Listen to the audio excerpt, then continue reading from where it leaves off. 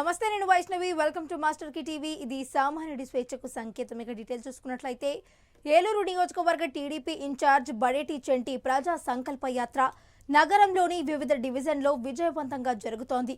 ఈ సందర్భంగా చెంటి మాట్లాడుతూ అభివృద్ధితో కూడిన పాలన ఎవరిదో, విధ్వంసం ఎవరిదో చర్చించేందుకు సిద్ధమని, మాజీ ముఖ్యమంత్రి చంద్రబాబు చేసిన సవాళ్లను స్వీకరించే ధైర్యం సైకో సీఎం జగన్ కు లేదని విమర్శించారు.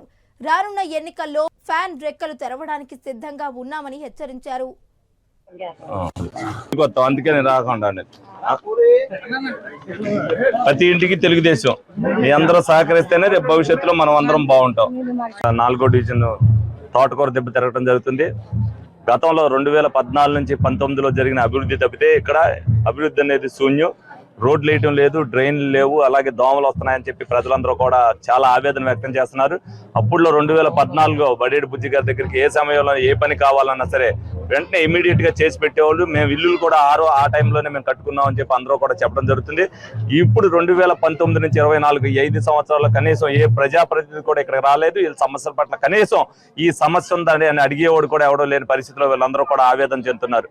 ఎందుకనంటే ఇక్కడ ప్రజలందరూ కూడా, ఎందుకంటే ఇక్కడ నుంచి రోజువారీ కూలీలు చేసుకోవడానికి మరి మార్కెట్కి వెళ్ళి రావటం, వీళ్ళందరూ కూడా ఏ రోజు కూలీ ఆ రోజే తెచ్చుకునే పరిస్థితిలో వాళ్ళకుంటే వాళ్ళ రేట్లన్నీ పెరిగిపోయిన తర్వాత ఏదైతే ఇబ్బందులు పడుతున్నారో కనీసం ఈ ఇబ్బందుల నుంచి బయటికి తీసుకురావాలన్న ఉద్దేశం వాళ్ళకి ఏమీ లేదు.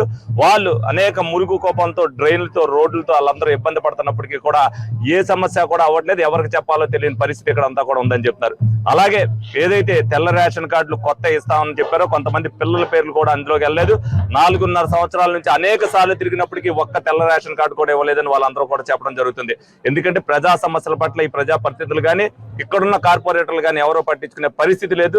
రేపు రాబోయే రోజుల్లో చంద్రబాబు నాయుడు గారు ఇదివరకు ఏదైతే సువర్ణ యుగంలో తెలుగుదేశం పార్టీ ఏదైతే ఆంధ్ర రాష్ట్రాన్ని పరిపాలించిందో మళ్ళీ పవన్ కళ్యాణ్ గారు తెలుగుదేశం పార్టీ ఉమ్మడి ఏదైతే ప్రభుత్వం వస్తుందో తప్పనిసరిగా ప్రజా సమస్యలను వెంటనే తీరుస్తుంది. తప్పనిసరిగా ఎప్పుడూ కూడా ప్రజలకు అందుబాటులో ఉండే నాయకులను ఎన్నుకోవాలని చెప్పి వీళ్ళందరికీ కూడా వివరించడం జరుగుతుంది. అంటే వీళ్ళందరూ ఇక్కడ మేమందరూ వేసామండి, కానీ తెలుగుదేశం ఎందుకంటే ఒక్కసారి సమ్మక్క జాతరలతో ఎదురుకాళ్ళు అనే ఒక నమ్మకం ఉంటుంది. కోడిని చేత పట్టుకొని మేడారం గద్దె సైడ్ చూపిస్తూ ఎగురవేయడం. జాతరకు కోళ్లను పట్టుకొని వెళ్లని వారు అక్కడ స్పాట్లో 10 లేక 20 రూపాయలు ఇస్తే 5 నిమిషాలు వాళ్ల కోడి మనది అవుతోంది. ఈ వ్యాపారం చేసేవాడు జాతర అయిపోయేలోపు లక్షలు సంపాదిస్తాడు.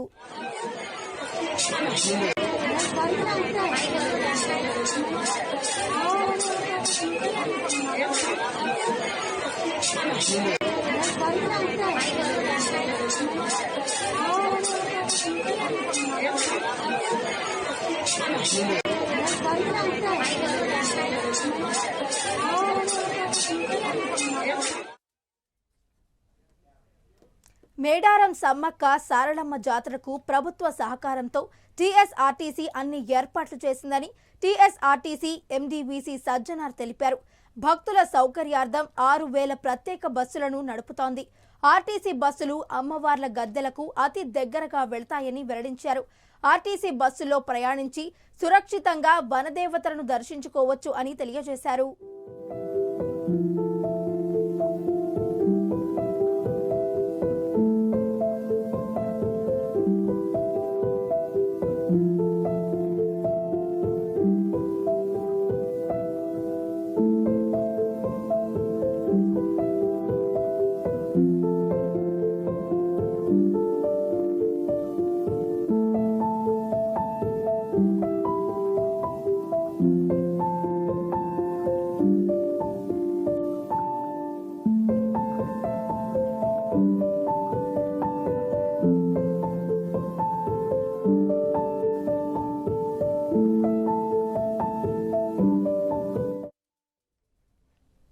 చెన్నై తమిళనాడు నటుడు మక్కల్ నీది మయ్యం అధినేత కమల్ హాసన్ మాట్లాడుతూ పార్టీని బ్లర్ చేయాల్సిన సమయం ఇదేనని నేను ముందే చెప్పానని అన్నారు. రాజకీయాలు దేశం గురించి ఆలోచించండి. దేశం గురించి నిస్వార్థంగా ఆలోచించే ప్రతి ఒక్కరూ నా మక్కల్ నీది మయ్యం దానిలో భాగ్యమవుతారని అన్నారు. అయితే మనం లోకల్ ప్లే చేస్తుంటే రాజకీయాలు అప్పుడు మేము దానిలో భాగం కాలేమని అన్నారు. This is the time when you'll have to blur party politics and think about the nation. Anybody who thinks selflessly about the nation, my Makkal Needi Mayam will be part of it. But if you are playing local feudal politics, we won't be part of it.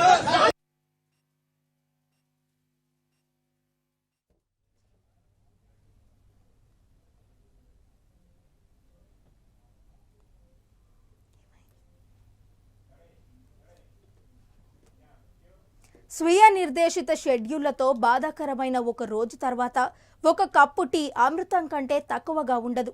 BRS యొక్క పొడవైన నాయకుడు మరియు ప్రముఖుడైన T Harish Rao కప్పుతో విశ్రాంతి తీసుకుంటున్నాడు. తెలంగాణ భవన్ వెనుక బంజారా హిల్స్లోని ప్రఖ్యాత cafe నీలోఫర్లో Irani చాయ్ తాగుతూ హరీష్ రావు కనిపించారు.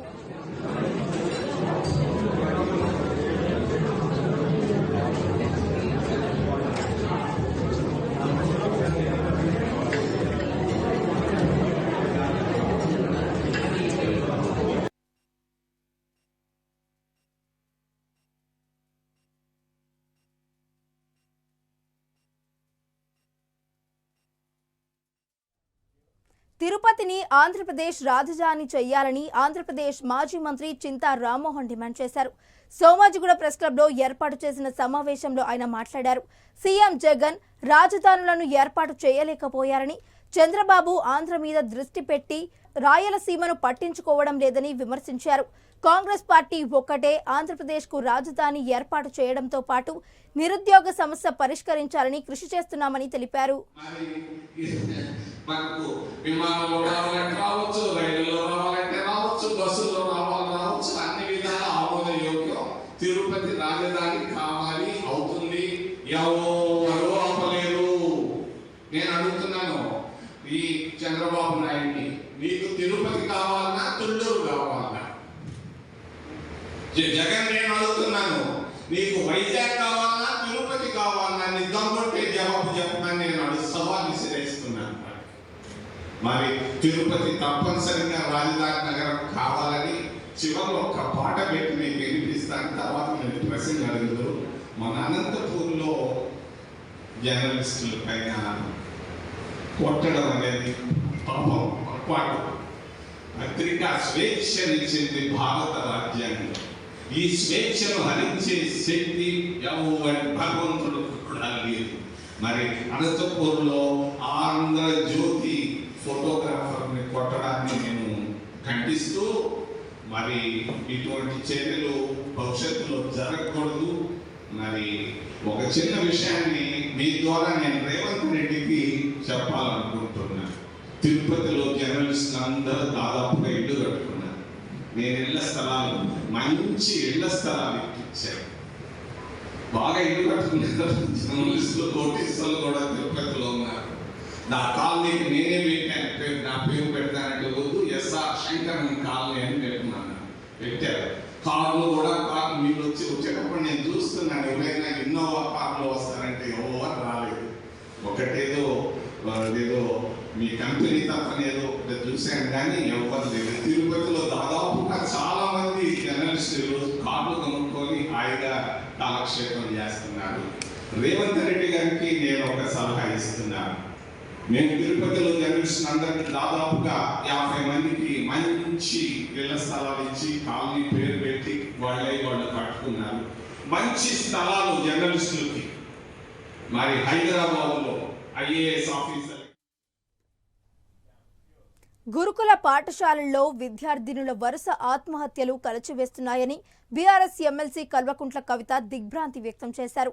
ముఖ్యమంత్రి రేవంత్ రెడ్డి వెంటనే దీనిపై దృష్టి సారించి గురుకుల పాఠశాలల పనితీరుపై సమీక్షించి ఆడబిడ్డల ప్రాణాలను కాపాడాలని చేతులు జోడించి విజ్ఞప్తి చేశారు.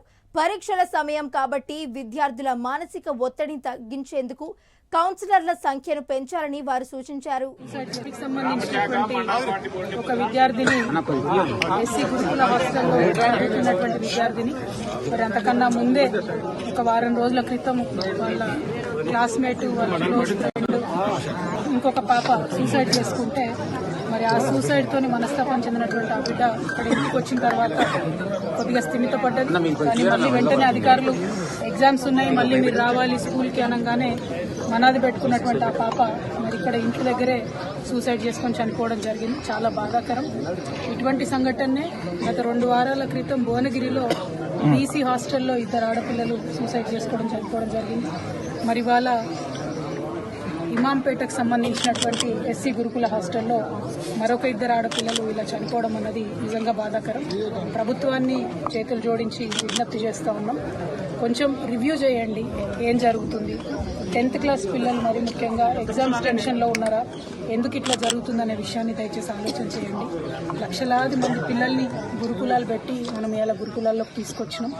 మరి ఇట్లాంటి సంఘటనలు వరుసగా జరుగుతూ ఉంటే మరీ ముఖ్యంగా ఆడపిల్లలు చాలా సెన్సిటివ్గా ఉంటారు కాబట్టి వారు ప్రాణాలు తీసుకునే స్థాయికి వారిని మనం ఎందుకు ప్రెషర్ చేస్తూ ఉన్నాం.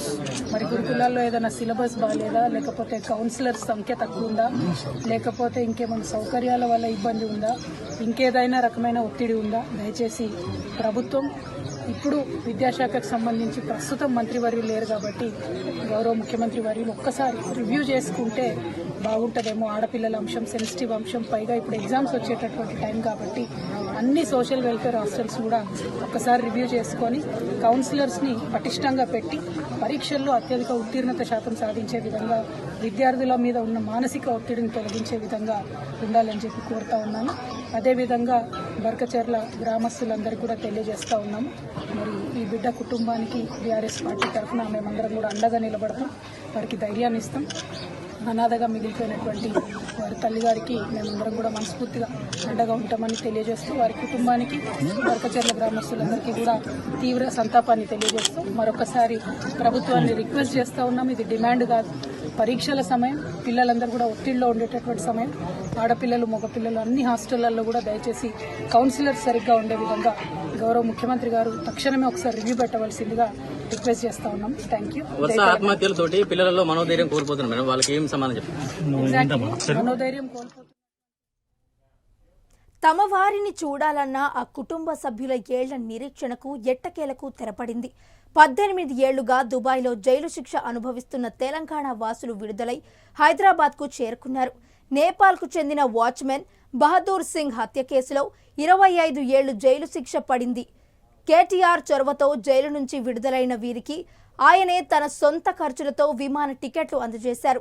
18 ఏళ్ల తరువాత తమ వారిని చూసిన కుటుంబ సభ్యులు భావోద్వేగాలతో కన్నీరు పెట్టుకున్నారు. ఈ సందర్భంగా తమ వారి విడుదలకు చొరవ చూపిన కేటీఆర్కు బాధిత కుటుంబీకులు కృతజ్ఞతలు తెలిపారు.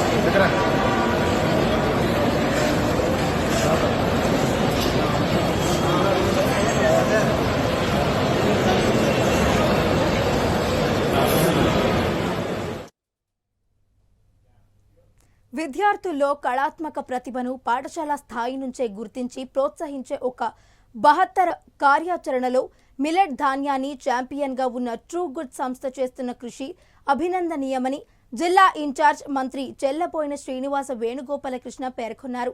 మంత్రి క్యాంపు కార్యాలయంలో మిల్లెట్ ఆహార పదార్థాల స్నాక్ బ్రాండ్ లోగో పోటీ విజేతలకు ట్రూ గుడ్ సంస్థ అందిస్తున్న బహుమతులు ప్రధానోత్సవ కార్యక్రమంలో ముఖ్య అతిథిగా మంత్రి వేణుగోపాలకృష్ణ ట్రూ గుడ్ సంస్థ ఎండీ రాజు భూపతితో కలిసి పాల్గొన్నారు.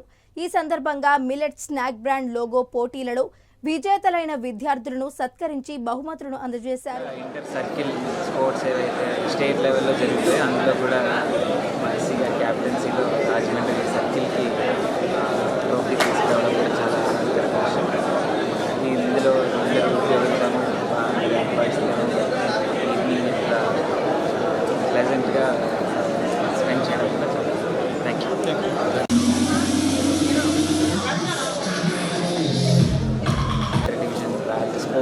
వాలంటరీ ఫంక్షన్ కోసం మా ఎస్సీ గారు ఉమ్మడి తూర్పు గోదావరి జిల్లాలో జనసేన పార్టీ ముఖ్య నాయకులతో కీలక సమావేశంలో పాల్గొనేందుకు ప్రత్యేక విమానంలో జనసేన పార్టీ అధినేత పవన్ కళ్యాణ్ విశాఖపట్నం నుండి రాజమండ్రి విమానాశ్రయానికి చేరుకున్నారు. రాజమహేంద్రవరం తిలక్ రోడ్డు పార్టీ కార్యాలయంలో 4 నియోజకవర్గాల ఇన్ఛార్జీలతో పవన్ కళ్యాణ్ సమావేశం కానున్నారు.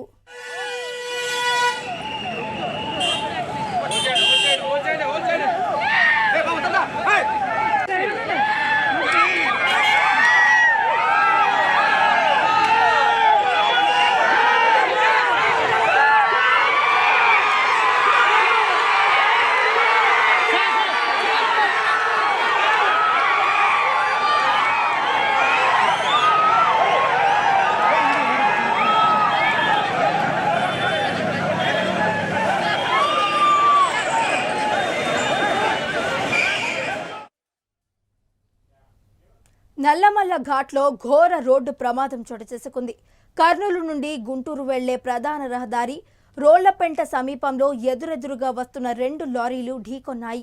ఈ నేపథ్యంలో భారీగా నిలిచిపోయిన వాహనాలతో ట్రాఫిక్ జామ్ కావడంతో వాహనాల రాకపోకలను నిలిపివేశారు.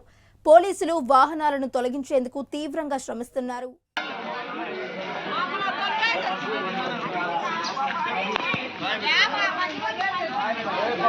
హలో గురు, ఇది వచ్చేసి దగ్గర యాక్సిడెంట్ బండి.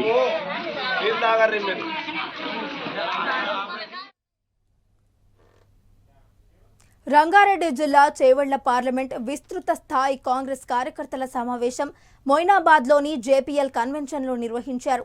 ఈ సమావేశంలో నాయకులు మాట్లాడుతూ బీఆర్ఎస్ పార్టీ వారు మేనిఫెస్టోలో ఇచ్చిన హామీలు ఎన్ని నెరవేర్చారో సమాధానం చెప్పాలని, అవి నెరవేర్చకుండా కాంగ్రెస్ పార్టీ పథకాల గురించి మాట్లాడే హక్కు మీకు లేదు అని అన్నారు. ప్రభుత్వ ఉద్యోగులకు 1వ తేదీన జీతాలు వేస్తున్నాం, మీరు ఎప్పుడైనా వేశారా అని బీఆర్ఎస్ ప్రశ్నించారు. మరొకసారి యావత్ దేశానికి ప్రత్యేకంగా ఇప్పటికైనా వారి తీరు మార్చుకోవాలని టీఆర్ఎస్ బీజేపీకి మరొకసారి వారికి గుణపాఠం చెప్తారు. ఈరోజు ఇక్కడ ఉన్న చేవెళ్ల నియోజకవర్గంలో మా పార్టీ కార్యకర్తలు నాయకులు పెద్ద ఎత్తున మరి స్వచ్ఛందంగా ముందుకొచ్చి మేము గెలిపిస్తాం, కాంగ్రెస్ పార్టీ పార్లమెంటరీ అభ్యర్థిగా మా నాయకులు తీసుకున్న నిర్ణయంపై నిలబడి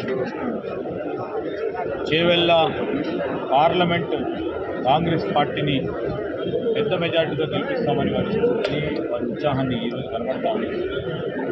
ఈరోజు మేము ఖచ్చితంగా చెప్తా ఉన్నాం, ప్రజలందరినీ కూడా కోరుతా ఉన్నాం, మార్పు కావాలని కోరుకున్న ప్రజలందరూ రేపు పార్లమెంట్లో కూడా వారి తీర్పును అదేవిధంగా ఇస్తే ఏదైతే మార్పు జనం కోరుకున్నారో ఇంకా వేగవంతంగా ముందుకు తీసుకెళ్ళి వారి జీవితాల్లో మార్పు తీసుకొచ్చే క్రమంలో మీరందరూ కూడా తోడ్పాటు చేయాలని ప్రజలందరూ కూడా మనవి చేస్తూ, అనేక మంది మరి ఇతర పార్టీలకు సంబంధించిన ప్రజలందరూ కూడా కాంగ్రెస్ పార్టీలో రావడానికి పథకం అమలు చేయడం వల్ల దానికి ఆకర్షితురాలని నేను పార్టీలో జాయిన్ అవ్వడం జరిగింది. గతంలో ఎన్నో అవమానాలు భరించి మేము కార్యకర్తల కోసం చాలా త్యాగం చేయడం జరిగింది. కార్యకర్తలు కూడా నిజంగా బాగా కేసులు ఇవి బాగా అనుభవించడం జరిగింది. కాబట్టి పార్టీ కార్యకర్తలు, టీఆర్ఎస్ పార్టీ కార్యకర్తలు కోరడం, ముఖ్యంగా కాంగ్రెస్ కార్యకర్తలు కూడా నాయకులు కూడా మీరు పార్టీలో జాయిన్ కావాలి అని కోరడం జరిగింది. దానివల్ల మేము ఈరోజు కాంగ్రెస్ పార్టీలో జాయిన్ అవ్వడం జరిగింది. గౌరవ ముఖ్యమంత్రి గారి పైన మేము ఆశలు పెట్టుకొని అభివృద్ధి చేస్తారనే ఆశతో ఇక్కడ మహిళలకి ముఖ్యంగా గ్యారంటీ అదే ఫ్రీ బస్ ఇవ్వడం చాలా సంతోషం అనిపించింది. ఇంకా మహిళల్ని కూడా చట్టసభలకు తీసుకొస్తానే ఉద్దేశంతో మాట్లాడడం జరిగింది. తప్పకుండా అమలు చేస్తారనే నమ్మకం ఉంది. రేవంత్ రెడ్డి గారి సమక్షంలో మేము కాంగ్రెస్ పార్టీలో జాయిన్ అవ్వచ్చు. కాంగ్రెస్ పార్టీ ముఖ్య కార్యకర్తల సమావేశం ముగిసింది. ఈ కార్యక్రమంలో రేపు జరగబోయే పార్లమెంట్ ఎన్నికల్లో కాంగ్రెస్ పార్టీ అభ్యర్థిని అత్యధిక మెజార్టీతోటి గెలిపించుకోవడం కోసం 7 నియోజకవర్గాలకు సంబంధించినటువంటి ముఖ్య కార్యకర్తలందరం కూడా ఇక్కడ హాజరై ఒక నిర్ణయం తీసుకున్నాం. ప్రభుత్వం ఏర్పడి 70 రోజులైన తర్వాత కాంగ్రెస్ పార్టీ రేవంత్ అన్న గారి నాయకత్వంలో పురోగమిస్తున్నటువంటి పరిస్థితులలో ఇచ్చిన హామీలను ఒక్కొక్కటిగా ఒకసారి రాష్ట్ర ప్రజలకు సంబంధించిన తలుచుకుంటే చాలు కరుణించే తల్లులు సమ్మక్క సారలమ్మలు. అట్లాంటి తల్లుల దర్శనం కోసం దేశంలోని వివిధ ప్రాంతాల నుండి భక్తులు వస్తుంటారు. అమ్మవార్లు ఎప్పుడు గద్దెలకు వస్తారా అని వేచి చూస్తుంటారు. భక్తులు సారలమ్మ గద్దె మీద రానున్న నేపథ్యంలో మేడారానికి భక్తుల తాకిడి పెరిగింది. వేకువజాము నుండే భక్తుల తాకిడితో ఆలయ ప్రాంగణం కిటకిటలాడుతోంది. క్యూ లైన్లన్నీ నిండిపోయాయి.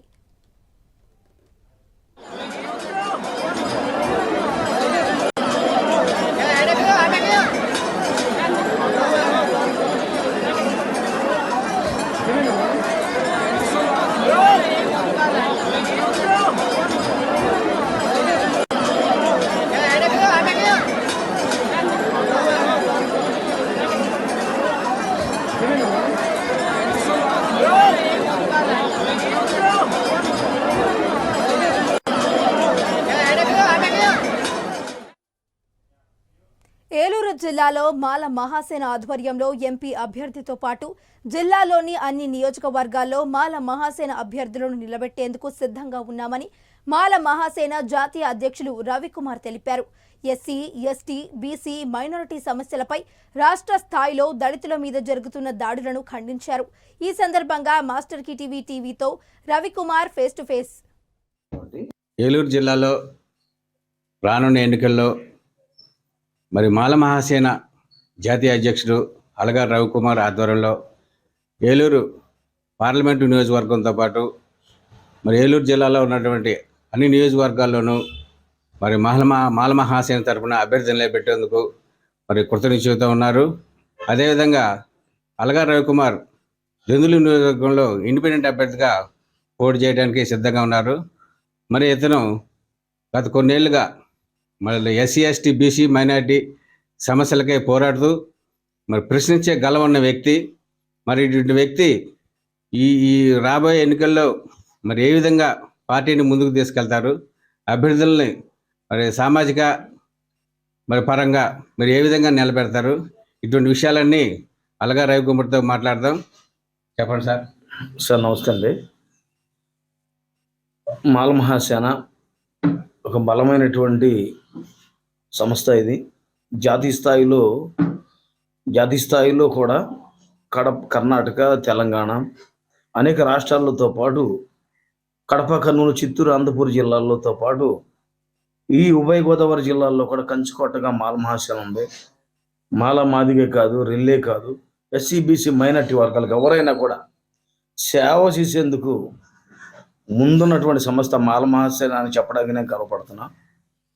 అయితే ఈసారి ఎన్నికల్లో 2024 సార్వత్రిక ఎన్నికల్లో మాల మహాసేన కేవలం ఏలూరు పార్లమెంట్ని మేము ఒక మోడల్గా మేము ప్లాన్ చేసాం.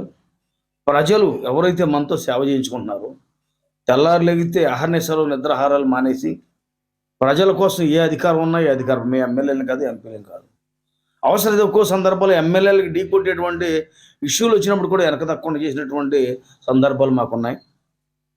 ప్రజలు మమ్మల్ని ఎలా రిసీవ్ చేసుకుంటున్నారు, వీళ్ళు ఒక సంఘ సంస్కర్తలు మాత్రమే, అలాగే అంతవరకే ప్రేమ ఉందా? ఓటు కూడా అంటే ఎమ్మెల్యే ఓటు వేయడం అంటే ఇండిపెండెంట్ అభ్యర్థికి ఇది మామూలు విషయం కాదు. ఇలాంటి పోటీ ఉన్నటువంటి ఈ సమయంలో ఒక ఎమ్మెల్యే, మీరు ఒక సామాన్యుడికి ఎమ్మెల్యే ఓటు వేయడం అంటే సామాన్య విషయం కాదు. ప్రజలు మమ్మల్ని ఎలా రిసీవ్ చేసుకుంటారు అని మమ్మల్ని మేము టెస్ట్ చేసుకోవడం కోసం ఈసారి ఏలూరు పార్లమెంట్లో అన్ని నియోజకవర్గాల్లో మరి మాల మహాసేన ఇండిపెండెంట్ అభ్యర్థి నిలబడిపోతున్నారు. పార్లమెంట్ కూడా ఎంపీ స్థానం కూడా చేయబోతున్నాడు. ఎందుకంటే ఎంపీ స్థానం కూడా ఎందుకు చేయబోతున్నాం అంటే ఈ జిల్లాలో ఈ పార్లమెంట్లో కైకలూరు కానివ్వండి. ఇవి ఈ బులెటిన్ అప్డేట్స్. మరిన్ని అప్డేట్స్ తో మళ్ళీ కలుద్దాం. Until then keep watching master కి టీవీ. ఇది సామాన్యుడి స్వేచ్ఛకు సంకేతం.